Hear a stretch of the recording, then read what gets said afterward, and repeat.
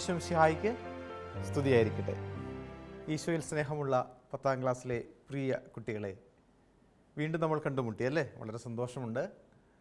നമ്മൾ 6ാമത്തെ പാഠമാണ് പഠിച്ചുകൊണ്ടിരുന്നത്. നിങ്ങൾ ഓർക്കുന്നുണ്ടോ? 6ാമത്തെ പാഠത്തിൻ്റെ പേരെന്താണ്? ആർക്ക് പറയാം? വചനാനുസൃതം ജീവിച്ചവരല്ലേ? Very good. വചനാനുസൃതം ജീവിച്ചവരെ നമ്മൾ കണ്ടുമുട്ടി. ആ പാഠത്തിലൊരു ഹോംവർക്ക് സാർ തന്നിട്ടുണ്ടായിരുന്നു. 3 ക്വസ്റ്റ്യൻ ആൻസർ ചെയ്യണമെന്നും നിങ്ങളുടെ അധ്യാപകർക്ക് അയച്ചു കൊടുക്കണമെന്നൊക്കെ പറഞ്ഞിരുന്നു. നിങ്ങൾ ചെയ്തോ? ഒരു ചോദ്യം ഞാൻ ചോദിക്കട്ടെ. ആരെയാണ് നമ്മൾ ആദ്യമായിട്ട് ആ പാഠത്തിൽ കണ്ടുമുട്ടുന്നത്? വചനാനുസരണം ജീവിച്ച ഒരാളെ നമ്മൾ ആ പാഠത്തിൽ ആദ്യമായി കണ്ടുമുട്ടുന്നുണ്ട്. ആരാത്? ആർക്ക് പറയാം? പരിശുദ്ധ അമ്മ അല്ലേ? Very good. നിങ്ങൾ വളരെ ശ്രദ്ധയോടെ ആ പാഠം പഠിച്ചു എന്ന് ഞാൻ വിശ്വസിക്കുകയാണ്. വിശ്വസിച്ചോട്ടെ. ബൈബിളിൽ പറയുന്നുണ്ട് വിശ്വസിക്കുന്നവൾ ഭാഗ്യവതി എന്നല്ലേ? എന്ന് പറഞ്ഞാൽ ഞാനും വിശ്വസിക്കുകയാണ്. നിങ്ങൾ ആ പാഠം പഠിച്ചു. ആദ്യമായി നമ്മൾ കണ്ടുമുട്ടിയത് വചനാനുസരണം ജീവിച്ച പരിശുദ്ധ അമ്മയെയാണ്. ഇതാ കർത്താവിൻ്റെ ദാസി, നിൻ്റെ വചനം പോലെ എന്നിൽ നിറവേറട്ടെ എന്ന് പറഞ്ഞ് പൂർണ്ണമായി വചനത്തിന് വിധേയായ പരിശുദ്ധ അമ്മയെ നമ്മൾ കണ്ടുമുട്ടി അല്ലേ? പിന്നെ നമ്മൾ സഭാപിതാക്കന്മാരെ കണ്ടു, വിശുദ്ധരെ കണ്ടു, സഭയെ സ്നേഹിച്ചവരെ കണ്ടു, വചനാനുസരണം ജീവിച്ച വിശുദ്ധാത്മാക്കളെ നമ്മൾ കണ്ടു. ഒത്തിരിയേറെ വചനത്താൽ സ്വാധീനിപ്പിക്കപ്പെട്ട് വിശുദ്ധരായിത്തീർന്ന ആരെയൊക്കെയാണ് നമ്മൾ കണ്ടത്? ഫ്രാൻസിസ് സേവ്യർ, ഫ്രാൻസിസ് അസീസി, ഇവരെയൊക്കെ നമ്മൾ കണ്ടു അല്ലേ? അതുപോലെ തന്നെ വചനം മാറ്റം വരുത്തിയ താർസൂസിലെ പോൾ, ആരായിരുന്നു അത്? വിശുദ്ധ പൗലോസ്ലീഹ.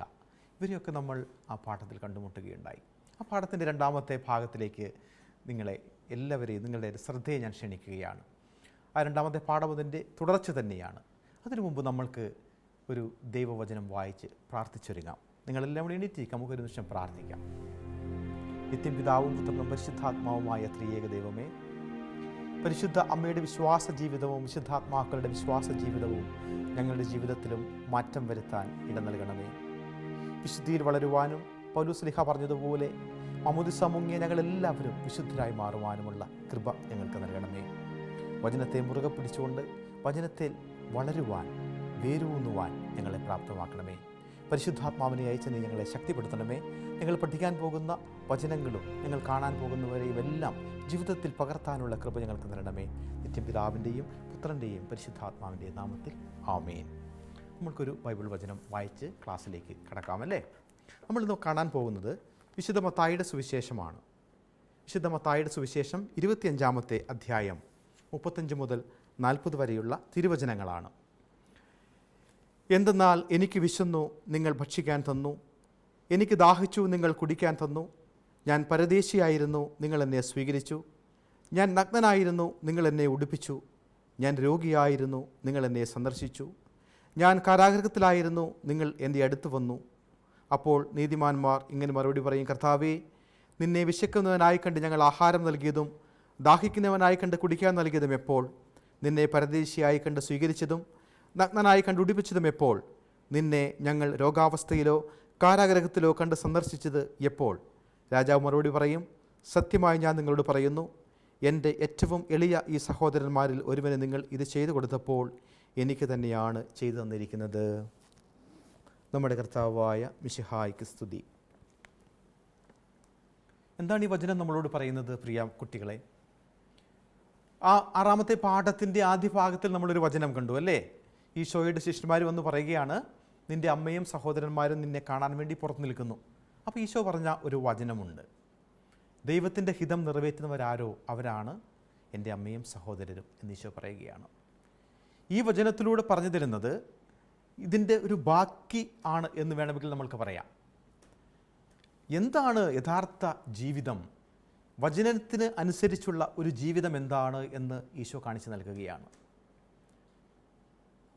ദാഹിക്കുന്നവന് വെള്ളം കൊടുക്കുമ്പോൾ, വിശക്കുന്നവന് ഒരു നേരത്തെ ഭക്ഷണം കൊടുക്കുമ്പോൾ, കാരാഗൃഹത്തിൽ പോയി തടവുകാരനെ കാണുമ്പോൾ, സമൂഹത്തിൽ പീഡ അനുഭവിക്കുന്നവരുടെ നേരെ നമ്മളുടെ കാരുണ്യത്തിൻ്റെ ഹസ്തം നീട്ടുമ്പോൾ ഒക്കെ നിങ്ങൾ ചെയ്യുന്നത് എനിക്ക് തന്നെയാണ് എന്നാണ് ഈശോ പറയുന്നത്. ഉടുപ്പില്ലാത്തവനെ ഉടുപ്പിക്കുമ്പോൾ, ആഹാരമില്ലാത്തവന് ഭക്ഷണം കൊടുക്കുമ്പോൾ, നിങ്ങളത് ചെയ്യുമ്പോൾ അതെനിക്ക് തന്നെയാണ് ചെയ്യുന്നത്. അതുകൊണ്ട് നമ്മളുടെ നിക്ഷേപം സ്വർഗത്തിൽ വലുതായിരിക്കും എന്നാണ് പറയുന്നത്. അപ്പോൾ നമ്മൾ ചോദിക്കും, നിനക്ക് ഇതൊന്നും നമ്മൾ തന്നിട്ടില്ലല്ലോ, ചെയ്തു തന്നിട്ടില്ലല്ലോ എന്ന്. അപ്പോൾ ഈശോ പറയുകയാണ്, ഈ ചെറിയവരിൽ ഒരുവന് നിങ്ങൾ ചെയ്യുമ്പോൾ അതെനിക്ക് തന്നെയാണ് ചെയ്തിരിക്കുന്നതെന്ന്. അപ്പോൾ ദൈവത്തിൻ്റെ ഹിതമാണിത്. ആ ദൈവഹിതമാണ് നമ്മൾ മറ്റുള്ളവരിൽ ദൈവത്തെ നമ്മൾ കാണുകയാണ്, മറ്റുള്ളവരുടെ മുഖത്ത് ദൈവത്തിൻ്റെ മുഖം നമ്മൾ കാണുകയാണ്. ആ ഒരു ജീവിതമായിരിക്കണം നമ്മളും ചെയ്യേണ്ടത് എന്നാണ് ഈ വചനത്തിലൂടെ നമ്മളോട് പറഞ്ഞു തരുന്നത്. വചനാനുസരണം ജീവിച്ചവരെക്കുറിച്ച് നമ്മൾ പഠിച്ചു, വിശുദ്ധാത്മാക്കളെ കണ്ടു, ആദ്യമായി പരിശുദ്ധ അമ്മയെക്കുറിച്ച് നമ്മൾ പഠിച്ചു, അതിനുശേഷം വിശുദ്ധരെക്കുറിച്ചും അപ്പസ്തോലന്മാരെക്കുറിച്ചും ഒക്കെ നമ്മൾ കണ്ടു. ഇനി നമ്മൾ കാണാൻ വേണ്ടി പോകുന്നത് നമ്മുടെ സഭയിൽ ആരൊക്കെയാണ്, നമ്മുടെ സഭയുടെ ഒരു ഹൈറാർക്കിക്കൽ സിസ്റ്റത്തിൽ എങ്ങനെയാണ് എന്നാണ് നമ്മൾ കാണാൻ വേണ്ടി പോകുന്നത്. അതിനു മുമ്പ് ഒരു കഥ ഞാൻ നിങ്ങളോട് പറയുകയാണ്. ആ കഥ എഴുതിയിരിക്കുന്നത് റിച്ചാർഡ് പാൻഡൽ എന്ന് പറയുന്ന ആളാണ്. ആ കഥയുടെ പേര് സംബഡി സൺ എന്നാണ്, ആരുടെയോ മകൻ എന്നാണ് ആ കഥയുടെ പേര്. നിങ്ങൾ ഒരുപക്ഷെ കേട്ടിട്ടുള്ള ഒരു കഥയായിരിക്കും. എന്നെ ഒത്തിരി ആകർഷിച്ച ഒരു കഥയാണിത്. ആ കഥ ഇങ്ങനെ പറയുകയാണ്. ഡേവിഡ് എന്ന് പറയുന്ന ഒരു പുത്രൻ, യൂറോപ്പിൽ നടന്ന ഒരു കഥയാണ്. സ്കൂൾ വിദ്യാഭ്യാസത്തിന് ശേഷം കോളേജിലേക്ക് പോകുന്നതിന് തൊട്ട് മുമ്പ് ഇദ്ദേഹത്തിൻ്റെ പിതാവ് ഇദ്ദേഹത്തെ കോളേജിൽ വിടാൻ നിർബന്ധിച്ചപ്പോൾ പഠിക്കാൻ ഇഷ്ടമില്ലാത്ത ഈ ഡേവിഡ് എന്താ ചെയ്തെന്നറിയാവോ? അദ്ദേഹം വീട് വിട്ടിറങ്ങിപ്പോയി. നമ്മൾ പറയുന്ന പോലെ ഒളിച്ചുപോയി. വീട് ഉപേക്ഷിച്ച് അമ്മയും പിതാവിനെയും മാതാവിനെയും ഉറ്റുപേക്ഷിച്ച് പോയി. അദ്ദേഹം ഇങ്ങനെ അലഞ്ഞു തിരിഞ്ഞ് നടക്കാൻ തുടങ്ങി. പല സ്ഥലത്തും ചില കൂലിവേലകളൊക്കെ ചെയ്തു. മാതാപിതാക്കൾ ഒത്തിരിയേറെ വിഷമിച്ചു. എന്നിട്ടൊന്നും ഇദ്ദേഹം തിരിച്ചു വരുന്നില്ല. അലഞ്ഞു തിരിഞ്ഞ് നടന്നു. ധൂർത്തപുത്രൻ്റെ ഉപമയിൽ നമ്മൾ കാണുന്നില്ലേ? അതുപോലെ എല്ലാം ഉപേക്ഷിച്ച് അലഞ്ഞു തിരിഞ്ഞ് പാപങ്ങളിലും ഒക്കെ ഏർപ്പെട്ട് നടന്ന ഈ ഡേവിഡ് കുറേ വർഷങ്ങൾക്ക് ശേഷം വീട്ടിലേക്ക് തിരിച്ചു വരാൻ ആഗ്രഹം പ്രകടിപ്പിക്കുകയാണ്. പക്ഷേ പിതാവിന് ആദ്യം ദേഷ്യമായിരുന്നു. ആ കഥയുടെ ചുരുക്കമാണിങ്ങനെ. പിതാവിന് വീട്ടിലേക്ക് ഈ ഡേവിഡിനെ സ്വീകരിക്കാൻ ഒട്ടും ഇഷ്ടമില്ലായിരുന്നു. ഒത്തിരി വർഷങ്ങൾക്ക് ശേഷം ഈ ഡേവിഡ് അവൻ്റെ അമ്മയ്ക്ക് ഒരു കത്തെഴുതി. എന്നിട്ട് പറഞ്ഞു, അമ്മേ, ഞാൻ വീട്ടിലേക്ക് വരാൻ ഒത്തിരിയേറെ ആഗ്രഹിക്കുന്നു, പക്ഷേ പിതാവിനെ സ്വീകരിക്കുമോ എന്ന് എനിക്കറിയില്ല. പിതാവിൻ്റെ സ്നേഹം ഒട്ടും ഉണ്ടാകില്ല എന്ന് എനിക്കറിയാം. എന്നോട് ദേഷ്യമായിരിക്കും പിതാവിന്. പക്ഷേ ഞാൻ ഈ വരാൻ പോകുന്ന ഒരു ദിവസം പറഞ്ഞിട്ട് അദ്ദേഹം പറഞ്ഞു, ഞാൻ ആ ദിവസം നമ്മുടെ വീടിൻ്റെ മുമ്പിലുള്ള റെയിൽവേ ലൈനിലൂടെ പോകുന്ന ട്രെയിനിൽ ഞാനും ഉണ്ടാകും. നമ്മുടെ വീടിൻ്റെ തൊട്ടടുത്ത് നിൽക്കുന്ന ആപ്പിൾ മരമുണ്ടല്ലോ, ആ ആപ്പിൾ മരത്തിൽ ഒരു വെള്ളത്തുണി കെട്ടിവെക്കണം എന്ന് പറയുകയാണ്. പിതാവ് എന്നോട് ക്ഷമിച്ചു, പിതാവിന് എന്നോട് സ്നേഹമാണെങ്കിൽ ഒരു വെള്ളത്തുണി ആ ആപ്പിൾ മരത്തിൻ്റെ ചില്ലിയിൽ കെട്ടിവെക്കണമെന്ന് ഡേവിഡ് പറയുകയാണ്. ആപ്പിൾ മരത്തിൻ്റെ ചില്ലിയിൽ വെള്ളത്തുണി കണ്ടാൽ അടുത്ത സ്റ്റേഷനിൽ ഞാൻ ഇറങ്ങി വീട്ടിലേക്ക് വരും എന്ന് പറയുകയാണ്. എന്നിട്ട് ഡേവിഡ് ആ പറഞ്ഞ ദിവസം ട്രെയിനിൽ കയറി തൻ്റെ വീടിൻ്റെ മുമ്പിൽ കൂടി പോകുന്ന റെയിൽവേ ട്രാക്കിൽ കൂടെ ആ ട്രെയിനിൽ ഇങ്ങനെ സഞ്ചരിച്ച് വരികയാണ്. വീടെത്താറാകുമ്പോഴെല്ലാം ഇദ്ദേഹത്തിൻ്റെ മനസ്സിൽ കിടന്ന് ഇങ്ങനെ ചങ്കിടിപ്പാണ്. പിതാവ് വെള്ളത്തുണി അവിടെ കെട്ടിവെക്കുമോ, പിതാവ് ഇപ്പോഴും എന്നെ സ്നേഹിക്കുന്നുണ്ടോ എന്നുള്ള ആ ചിന്ത ആ ഡേവിഡിൻ്റെ മനസ്സിലുണ്ടാവുകയാണ്. വീടടുത്തെത്തും തോറും ടെൻഷൻ കൂടി. ആ മരത്തിലേക്ക് നോക്കാനോ വീടിൻ്റെ അങ്ങോട്ട് നോക്കാനോ ശക്തനല്ലാതിരിക്കുന്ന ഡേവിഡ് തൻ്റെ തൊട്ടടുത്തിരിക്കുന്ന യാത്രക്കാരനോട് പറയുകയാണ്, ഇങ്ങനെയൊക്കെ ഒരു സംഭവമുണ്ട്. എൻ്റെ വീടിൻ്റെ 3 വീട് കഴിഞ്ഞാൽ എൻ്റെ വീടാണ്, അതിൻ്റെ തൊട്ടടുത്തൊരു ആപ്പിൾ മരമുണ്ട്, അതിലൊരു വെള്ളത്തുണിയുണ്ടെങ്കിൽ നീ എന്നോട് പറയണം, എനിക്കങ്ങോട്ട് നോക്കാനാകുന്നില്ല എന്ന് പറയുകയാണ്. പിതാവിൻ്റെ വെറുത്താണോ ഇപ്പോഴും ഇരിക്കുന്നത്, എന്നോട് സ്നേഹമില്ലാത്ത അവസ്ഥയാണോ എന്ന് ചിന്തിക്കാൻ പോലും പറ്റാത്ത ഡേവിഡാണ്. അങ്ങനെ ആ ട്രെയിൻ ആ വീടും കടന്ന് മുമ്പോട്ട് പോയി. കുറച്ച് കഴിഞ്ഞപ്പോൾ ഈ അടുത്തിരിക്കുന്ന സഹയാത്രികനോട് ഈ ഡേവിഡ് ചോദിക്കുകയാണ്, നീ അവിടെ ഒരു ആപ്പിൾ മരം കണ്ടോ, അതിലൊരു വെള്ളത്തുണിയുണ്ടോ എന്ന് ചോദിക്കുകയാണ്. കുറച്ച് കഴിഞ്ഞപ്പോൾ ആ സഹയാത്രികൻ പറഞ്ഞു, ഞാനവിടെ ഒരു ആപ്പിൾ മരം കണ്ടില്ല, മറിച്ച് ഞാനവിടെ കണ്ടത് വലിയ വെള്ളത്തുണികൾ വിരിച്ച് ഒരു മരം മൂടി നിൽക്കുന്ന ഒരു ചിത്രമാണ് എനിക്കവിടെ കാണാൻ സാധിക്കുന്നത്. വെള്ളത്തുണികൾ മാത്രമേ എനിക്കവിടെ കാണാൻ സാധിക്കുന്നുള്ളൂ എന്ന് പറയുകയാണ്. പ്രിയകുട്ടികളെ, ഞാൻ നിങ്ങളോട് പറയുന്നത് ഒരു പിതാവിൻ്റെ സ്നേഹമാണ്. ധൂർത്തപുത്രൻ്റെ ഉപമയിൽ നമ്മൾ കണ്ട സ്നേഹപിതാവായ ദൈവം എങ്ങനെയാണ് നമ്മളെ സ്നേഹിക്കുന്നത് എന്നുള്ളതിൻ്റെ ഒരു മനോഹരമായ ചിത്രമാണ് ധൂർത്തപുത്രൻ്റെ ഉപമയിലൂടെ ഈശോ നമ്മളോട് പറഞ്ഞു തന്നത്. ഇവിടെ ഈ കഥ നമ്മളോട് പറയുന്നത് ഒന്നുണ്ട്, ഈ പിതാവിൻ്റെ സ്നേഹം അനുഭവിക്കുന്നവരാണ്, പിതാവിൻ്റെ സ്നേഹത്തിന് പാത്രീഭൂതരായവരാണ് നമ്മൾ ഈ കണ്ട പരിശുദ്ധ അമ്മയും വിശുദ്ധാത്മാക്കളും സ്വർഗത്തിലെ വിശുദ്ധ ഗണങ്ങളും എല്ലാം. ആ പിതാവിൻ്റെ സ്നേഹത്തിലേക്ക് നമ്മളെ അടുപ്പിക്കുന്നവരാണ് അജപാലകർ, പിതാക്കന്മാർ, പരിശുദ്ധ കത്തോലിക്ക സഭയിലെ മാർപ്പാപ്പമാർ, വന്നു പോയ മാർപ്പാപ്പമാരും ഇപ്പോഴുള്ള മാർപ്പാപ്പയും, കർദിനാൾമാർ, നമ്മളുടെ പിതാക്കന്മാർ, നമ്മളുടെ ഇടവക വൈദികർ, നമ്മളെ സ്നേഹിക്കുന്നവർ എല്ലാം ആ പിതാവിൻ്റെ സ്നേഹത്തോട് ചേർന്ന് നിൽക്കുന്നവരാണ്, നമ്മളെ വിശുദ്ധീകരിക്കാൻ വേണ്ടി വന്നവരാണ്. അങ്ങനെയുള്ളവരെക്കുറിച്ചും നമ്മുടെ സഭയുടെ ഒരു ഹൈറാർക്കിക്കൽ സിസ്റ്റമുണ്ട്, ആരൊക്കെയാണ് എന്നുള്ളതിനെക്കുറിച്ചുമാണ് ഈ പാഠത്തിൻ്റെ 2ാം ഭാഗത്തിലൂടെ നമ്മൾ കാണാൻ വേണ്ടി പോകുന്നത്. നമ്മൾ കാണാൻ വേണ്ടി പോകുന്നത് അജപാലകരെക്കുറിച്ചാണ്. കൂദാശകളുടെ ബലികർമ്മത്തിലൂടെയും ദൈവവചന പ്രഘോഷണത്തിലൂടെയും അജപാലന ശുശ്രൂഷയുടെയും സഭാമക്കളെ വിശുദ്ധിയിൽ വളർത്താൻ നിയോഗിക്കപ്പെട്ടിരിക്കുന്നവരാണ് അജപാലകർ എന്ന് പറയുന്നത്. നിങ്ങൾക്കറിയാം 3 ധർമ്മങ്ങളാണ് വൈദികർക്കുള്ളത്. നമ്മൾ പഠിക്കുന്നുണ്ടല്ലേ? എന്താണ് വൈദികർക്കുള്ള 3 ധർമ്മങ്ങൾ? നയിക്കുക, വിശുദ്ധീകരിക്കുക, പഠിപ്പിക്കുക. ഇതാണ് വൈദികരുടെ 3 നർമ്മങ്ങൾ.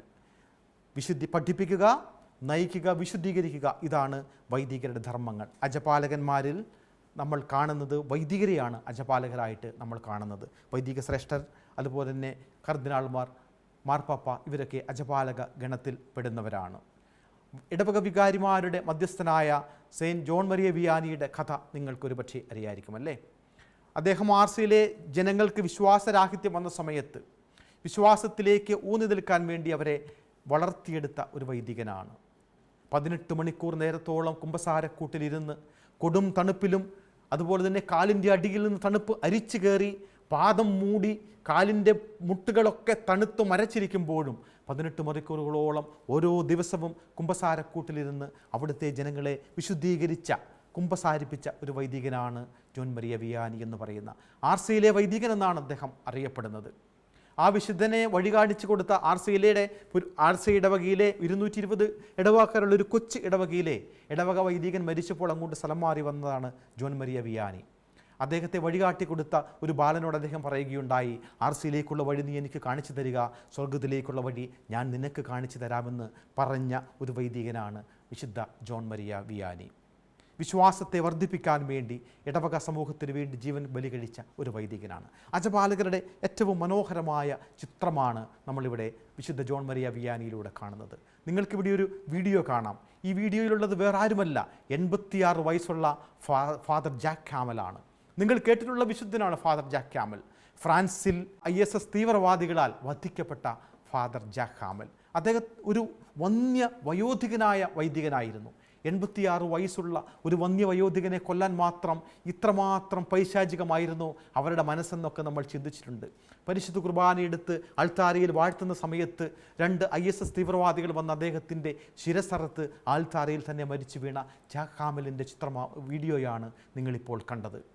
അപ്പോൾ തന്നെ സ്നേഹിക്കുന്ന ഇടവക സമൂഹത്തിന് വേണ്ടി, താൻ സ്നേഹിച്ച ക്രിസ്തുവിന് വേണ്ടി അപ്പസ്തോലന്മാരൊക്കെ രക്തസാക്ഷികളായ പോലെ, സഭയിൽ മൊത്തം 3200 രക്തസാക്ഷികളുള്ള പോലെ ഇന്നും നമ്മളുടെ ഇടയിലും രക്തസാക്ഷികളായി മാറിക്കൊണ്ടിരിക്കുന്ന ഇടവക വൈദികന്മാരും അജപാലകരെയുമാണ് നമ്മൾക്ക് കാണാൻ വേണ്ടി സാധിക്കുന്നത്. അജപാലകരുടെ ഒരു ജീവിതം അങ്ങനെയാണ്.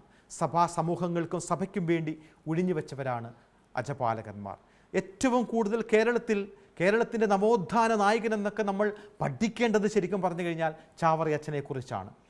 നമ്മളിന്ന് നവോത്ഥാന നായകന്മാരെക്കുറിച്ചൊക്കെ നമ്മൾ പഠിക്കുന്നുണ്ട്. പക്ഷേ എവിടെയെങ്കിലും ചരിത്ര പുസ്തകങ്ങളിൽ നമ്മളുടെ കത്തോലിക്ക അനുബന്ധ പ്രസിദ്ധീകരണങ്ങളല്ലാതെ നവോത്ഥാന നായകന്മാരെ നമ്മൾ നോക്കുമ്പോൾ അതിൽ ചാവറയച്ചൻ്റെ പേര് മഷിയിട്ട് നോക്കിയാൽ പോലും കാണില്ല. തമസ്കരിക്കുകയാണ് ഭരണകൂടവും സമൂഹവും ചെയ്യുന്നത്. നിങ്ങൾക്കറിയാമോ, ആദ്യമായിട്ടിവിടെ സ്കൂളുകൾ, പള്ളിക്കൂടം എന്നുള്ള കൺസെപ്റ്റ് തന്നെ ഉണ്ടായത് എവിടുന്നാണ് നിങ്ങൾക്കറിയാമോ? പള്ളിയോട് ചേർന്ന് ഓരോ ഷെഡുകൾ ഉണ്ടാക്കണമെന്നും ആ ഷെഡുകളിൽ സ്കൂളുകൾ ആരംഭിക്കണമെന്നും ഉത്തരവ് പുറപ്പെടുവിച്ച ഒരു വികാരി ജനറലായിരുന്നു നമ്മളുടെ വിശുദ്ധനായ ചാവറ കുര്യാക്കോസ് ഏലിയാസ് അച്ഛൻ. അങ്ങനെയാണ് പള്ളിക്കൂടം എന്ന് പറയുന്ന കൺസെപ്റ്റ് തന്നെ ഉണ്ടായത്. പള്ളിയോട് ചേർന്നുള്ള വിദ്യാലയത്തിന് പള്ളിക്കൂടം എന്ന് പേര് വന്നു. നിങ്ങൾക്കറിയാവോ, ആദ്യമായി നമ്മളുടെ ഇപ്പോൾ സ്കൂളുകളിൽ നിങ്ങളൊക്കെ ഉച്ചക്കഞ്ഞിക്ക് നിങ്ങൾക്ക് കിട്ടുന്നുണ്ടല്ലോ, ഈ ഉച്ചക്കഞ്ഞി ആദ്യമായി സ്കൂളുകളിൽ നടപ്പാക്കിയതാരാണ് നിങ്ങൾക്കറിയാവോ? വേറെ ആരുമല്ല. കേരളത്തിൽ ആദ്യമായി ഉച്ചക്കഞ്ഞി നടപ്പാക്കിയത് ചാവറയച്ചനാണ്. അതിന് കാരണവുമുണ്ട്.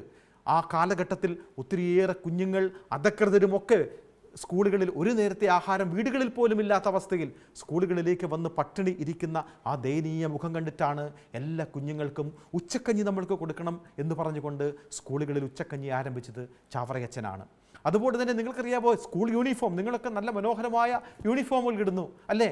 ഈ യൂണിഫോം സ്കൂളുകളിൽ ആരംഭിച്ചതാരാണെന്നറിയാവോ? അതും ചാവറയച്ചനാണ്. എത്രമാത്രം ഒരു നവോത്ഥാനമാണ് അദ്ദേഹം നടത്തിയത്.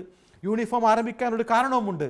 അതായത് താഴ്ന്ന ജാതിക്കാരായ കുട്ടികളും മുതിർന്ന ജാതിക്കാരായ കുട്ടികളും താഴ്ന്ന ജാതിക്കാരായ കുട്ടികൾക്ക് വസ്ത്രം ഉപയോഗിക്കാൻ പോലും പാടില്ലാത്ത ഒരു കാലഘട്ടത്തിൽ, തൊട്ടുകൂടായ്മയുടെയും തീണ്ടായ്മയുടെയും ഒക്കെ ഒരു കാലഘട്ടത്തിൽ ആ വ്യത്യാസം കുഞ്ഞുങ്ങളുടെ ഉള്ളിൽ പോലും വളരരുന്നും വിദ്യാഭ്യാസം കൊടുക്കുന്ന കാലഘട്ടത്തിൽ എല്ലാവരും ഒരുപോലെ ഒരു ഡിസ്ക്രിമിനേഷനും ഇല്ലാതെ വരണമെന്നുമുള്ള വലിയ കാഴ്ചപ്പാടുകൂടി പണക്കാരനും പാവപ്പെട്ടവനുമെല്ലാം വസ്ത്രം ധരിച്ച് ഒരേ യൂണിഫോം ഇട്ട് വരണമെന്ന് നിർബന്ധ ബുദ്ധി പിടിച്ച് നടപ്പാക്കിയ ഒരു വലിയ സാമൂഹിക പരിഷ്കർത്താവ് കൂടിയായിരുന്നു വിശുദ്ധ ചാവറ കുര്യാക്കോസ് ഏലിയാസ് അച്ഛൻ. അപ്പം അജപാല എന്ന ശുശ്രൂഷയിലോടുകൂടി നമ്മുടെ സമൂഹത്തിൽ സേവനം ചെയ്ത എത്രയോ പേരെ നമ്മൾക്ക് നമ്മുടെ സമൂഹത്തിൽ കാണാൻ സാധിക്കുന്നുണ്ട്. പക്ഷേ ചരിത്രം തമസ്കരിക്കുന്നു എന്നുള്ളത് ഒരു വിധി വൈപരീത്യമാണെന്ന് ഇവിടെ പറയാതിരിക്കാൻ നിവൃത്തിയില്ല. കുട്ടികളെ നമ്മൾ പഠിക്കേണ്ടിയിരിക്കുന്നു. അജപാലകരെക്കുറിച്ച് നമ്മൾ കണ്ടു. ഇനിയുള്ളത് സമർപ്പിതരാണ്. ആരാണ് സമർപ്പിതരെന്ന് പറയുന്നത്? പരിശുദ്ധാത്മാവിനാൽ പ്രചോദിതരായി 3 വ്രതങ്ങൾ എടുത്ത് വിശ്വാസത്തിൽ ജീവിച്ച് സുവിശേഷ പ്രഘോഷണം നടത്തുന്നവരെയാണ് സമർപ്പിതർ എന്ന് പറയുന്നത്. ഏതാണ് ആ 3 വ്രതം എന്ന് നിങ്ങൾക്കറിയാവോ? ബ്രഹ്മചര്യം, ദാരിദ്ര്യം, അനുസരണം എന്നീ 3 പുണ്യങ്ങൾ വ്രതങ്ങളായെടുത്ത് വിശ്വാസത്തിൽ വേരൂന്നി ബ്രഹ്മചര്യ വിധത്തിലൂടെ സുവിശേഷ പ്രഘോഷണവും ആതുര ശുശ്രൂഷയും ചെയ്യുന്ന അവരെയാണ് നമ്മൾ സമർപ്പിതർ എന്ന് പറയുന്നത്. ആ സമർപ്പിതരെയാണ് സിസ്റ്റേഴ്സിനെ നമ്മുടെ സമൂഹത്തിൽ എത്രയോ സേവനങ്ങളാണ് അവർ ചെയ്തുകൊണ്ടിരിക്കുന്നത്. എത്രയോ ആതുര ശുശ്രൂഷ രംഗത്ത് ഇത്രമാത്രം സേവനം ചെയ്യുന്ന ഒരു വിഭാഗത്തെ നമുക്ക് കാണാൻ സാധിക്കുമോ? നമ്മളുടെ മദർ തെരേസ കുഷ്ഠരോഗികളുടെ ഇടയിലും പൊട്ടി വ്രണമൊലിക്കുന്നവരുടെ ഇടയിലും അവരെ വെച്ച് കെട്ടി ആതുര ശുശ്രൂഷ ചെയ്ത മദർ തെരേസ. എത്രയോ കരുണാലയങ്ങളാണ് നമ്മളുടെ സിസ്റ്റേഴ്സ് ഇവിടെ നടത്തുന്നത്. എത്ര വിദ്യാഭ്യാസ സ്ഥാപനങ്ങളാണ്, എത്ര ആതുര ശുശ്രൂഷ സേവന രംഗങ്ങളാണ് നമ്മളുടെ സമർപ്പിതരുടെ നമ്മുടെ സമൂഹത്തിനുള്ളത്.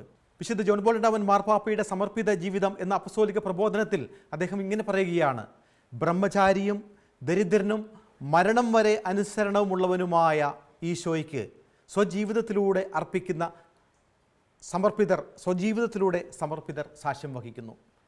ബ്രഹ്മചാരിയും ദരിദ്രനും അതുപോലെ മരണം വരെ അനുസരണമുള്ളവനുമായ ഈശോയ്ക്ക്, അവർക്കാണ് സ്വജീവിതത്തിലൂടെ സമർപ്പിതർ സാക്ഷ്യം വഹിക്കുന്നതെന്ന് ജോൺ പോൾ രണ്ടാമൻ മാർപ്പാപ്പ സമർപ്പിത ജീവിതം എന്ന അപ്പസ്തോലിക പ്രബോധനത്തിലൂടെ പറയുകയാണ്. അപ്പോൾ നമ്മൾ ആദ്യമായി കണ്ടത് അജപാലകരെയാണ്, രണ്ടാമതായിട്ട് കാണുന്നത് സമർപ്പിതരെയാണ്, മൂന്നാമതായിട്ട് നമ്മൾ കാണാൻ വേണ്ടി പോകുന്നത് അൽമായ പ്രേക്ഷിതരെയാണ്. ആരാണ് ഈ അൽമായ പ്രേക്ഷിതർ? അൽമായ പ്രേക്ഷിതർ വേറെ ആരുമല്ല, ഞാനും നിങ്ങളും അടങ്ങുന്നവരാണ് അൽമായ പ്രേക്ഷിതർ. മാമോദീസ സ്വീകരിച്ച ഓരോ മനുഷ്യനുമുള്ള കടമയാണ് സുവിശേഷ പ്രഘോഷണം. ലോകമെങ്ങും പോയി എല്ലാ സൃഷ്ടികളോടും സുവിശേഷം പ്രസംഗിക്കുവാൻ എന്നുള്ളത്. നമ്മളാണ് അൽമായ പ്രേക്ഷിതർ. മാമോദീസായിലൂടെ സംജാതമാകുന്ന മിശിഹായുമായുള്ള ഐക്യത്തിൽ നിന്ന് അൽമായർക്കും പ്രേക്ഷിത ജോലിക്കുള്ള കടമയും അവകാശവും ഉണ്ടാകുന്നത് മാമോദീസായിലൂടെയാണ്. എല്ലാ പ്രവൃത്തികളും വഴി ആത്മീയ ബലികൾ അർപ്പിക്കുവാനും ലോകമെങ്ങും ക്രിസ്തുവിന് സാക്ഷ്യം വഹിക്കുവാനും വേണ്ടി വിളിക്കപ്പെട്ടവരാണ് അൽമായ പ്രേക്ഷിതരായ നമ്മളെല്ലാവരും എന്ന് നിങ്ങൾ ഓർക്കണം. അപ്പോൾ നമ്മുടെ കടമയാണത്. മാമോദീസായിലൂടെ സംജാതമാകുന്ന മിശിഹായിലുള്ള ഐക്യം, ആ ഐക്യം നിലനിർത്തുവാനും ആ ഐക്യത്തിൽ വളരുവാനും ആ ഐക്യത്തിൽ നിന്നുകൊണ്ട് പ്രേക്ഷിത പ്രവർത്തനം ചെയ്യുവാനും വിളിക്കപ്പെട്ടവരാണ് നമ്മൾ എന്നുള്ള ചിന്ത നമ്മൾക്കുണ്ടാകണം. അങ്ങനെ നമ്മൾ ഇന്ന് ആയിരക്കണക്കിന് അൽമായ പ്രേക്ഷിതരാണ് സഭയിലും സമൂഹത്തിലും സേവനം ചെയ്യുന്നത് എന്ന് നിങ്ങൾ ഓർക്കണം.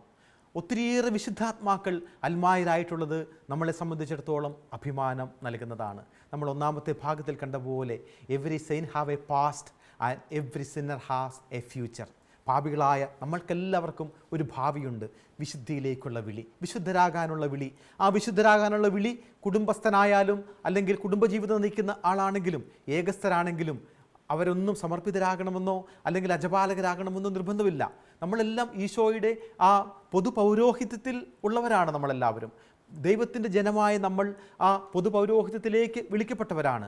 അപ്പോൾ തീർച്ചയായിട്ടും നമ്മൾക്കും സുവിശേഷ വേല ചെയ്യാം, നമ്മൾക്കും വിശുദ്ധരായി മാറാം. അങ്ങനെ ഒത്തിരി വിശുദ്ധരായവർ നമ്മുടെ സഭയിലുണ്ട്. അൽമായർ വിശുദ്ധരായവർ ആരൊക്കെയാണെന്ന് നിങ്ങൾക്കൊന്ന് പറയാവോ? ആർക്ക് പറയാം?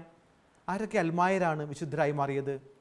ഞാൻ പറയട്ടെ എന്നാൽ, നിങ്ങൾ കേട്ടിട്ടുള്ളവരാണ് ഇവരെല്ലാം. വിശുദ്ധ മോനിക്ക ഒരു അൽമായ വിശുദ്ധയായിരുന്നു. ആ വിശുദ്ധ മോനിക്ക ഒരു സമർപ്പിതയോ ഒരു അജപാല രംഗത്തുള്ള ആളെ ആയിരുന്നില്ല. വിശുദ്ധ മോനിക്ക ഒരു സാധാരണക്കാരിയായ സ്ത്രീയായിരുന്നു.